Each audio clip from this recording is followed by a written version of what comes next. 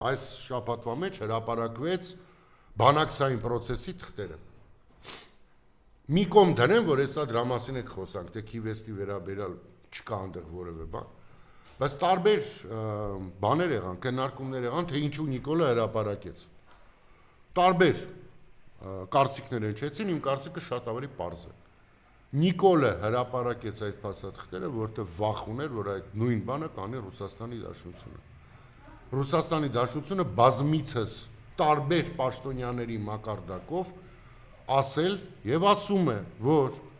երբևէ չի բանակցվել Լեռնային Ղարաբաղ, Ադրբեջանի մաս ճանաչելու հանգամանքը, երբեք նման բան չի եղել։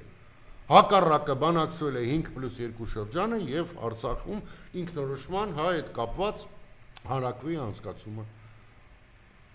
Դրա համար Նիկոլը հենց այդ ԵԱՀԿ-ի